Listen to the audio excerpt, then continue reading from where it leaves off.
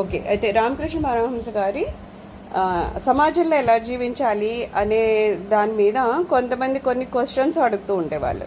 అలాగా ఒక ఆయన ఏమడిగారంటే, మా ఊళ్ళో ఒక గురువు గారు ఉన్నారు, ఆయన సాకార ఉపాసన చేస్తారు. ఆయన నేను అర్థం చేసుకున్నదే సరైంది, ఇతరులు చెప్పేది తప్పు అంటారు. ఇంకొక గురువు గారు ఉన్నారు, ఆయన నిరాకార ఉపాసన చేస్తున్నారు, ఆయన కూడా తాను చెప్పేది సరైంది అంటారు. ఏది సరైంది అని అడుగుతున్నారు. ఒక్కొక్కరు ఉన్నారంటే సాకారంగా, అంటే భగవంతుని ఈ రూపంలో ఉన్నారని చెప్తారు.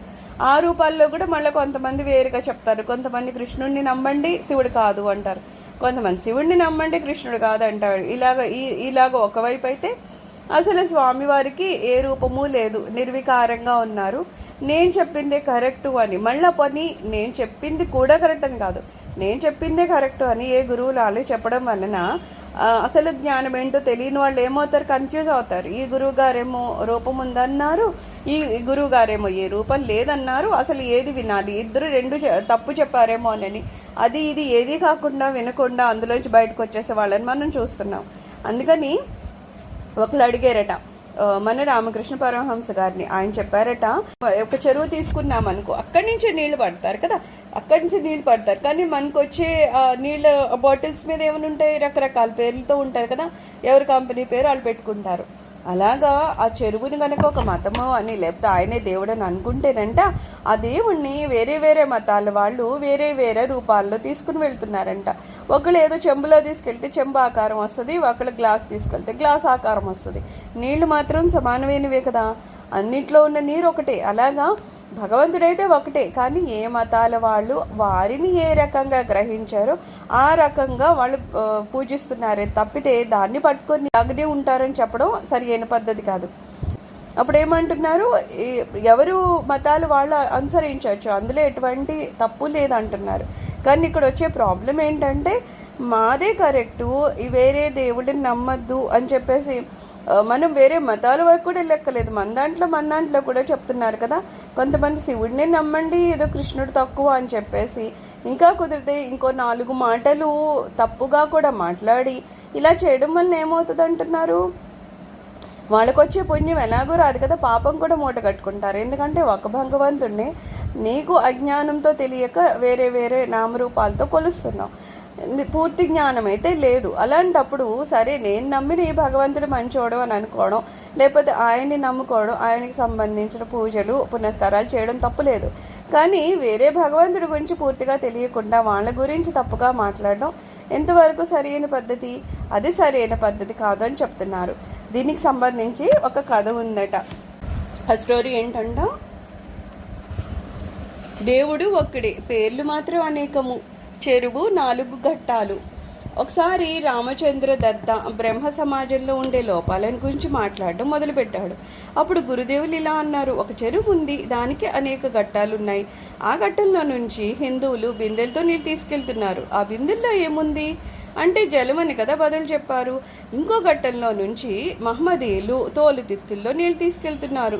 ఆ తిత్తుల్లో ఏముంది అంటే పానీ అని వాళ్ళు సమాధానం చెప్పారు. ఇంకో ఘట్టంలో నుండి క్రైస్తవులు బకెట్లతో నీళ్ళు తీసుకెళ్తున్నారు. ఆ బకెట్లో ఏముందంటే వాటర్ అని వాళ్ళు చెప్పారు.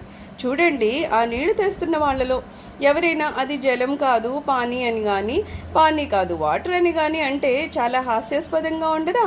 వివిధ సంప్రదాయాల మధ్య సంఘర్షణలకు, అపార్థాలకు, తగాదాలకు కూడా ఇదే కారణము. దీనివల్లనే మానవులు మతాల పేర్లతో ఒకరినొకరు పడుచుకొని చంపుకుంటున్నారు, రక్తపాతము చేస్తున్నారు.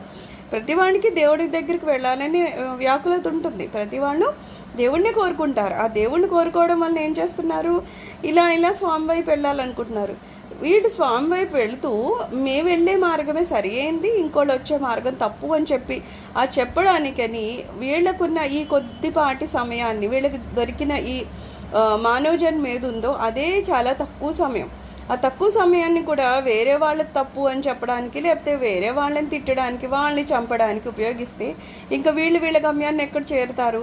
అలా చేరరు కదా. అందుకని ఏమంటున్నారు, ఎవరికైతే నిజాయితీ ఉందో, ఎవరికైతే హృదయంలో వ్యాకులత ఉందో ఆ స్వామిని పొందాలని వాళ్ళు మాత్రమే దేవుని దర్శిస్తారు. తప్పితే అలా పక్క వాళ్ళని హింసించడం వల్ల ఏమన్నా వస్తుందా అంటే ఖచ్చితంగా ఏమీ రాదంటున్నారు. సత్యం ఏంటంటున్నారు, నిజమైతే ఒకటే ఉందట, కాకపోతే ఆ నిజాన్ని అనేక పేర్లతో మనం వ్యవహరిస్తున్నామంట. అందరూ కూడా దేన్ని అన్వేషిస్తూ ఉంటారు, దేన్ని కనుక్కోవాలనుకుంటున్నారు, నిజాన్ని కనుక్కోవాలనుకుంటున్నారు.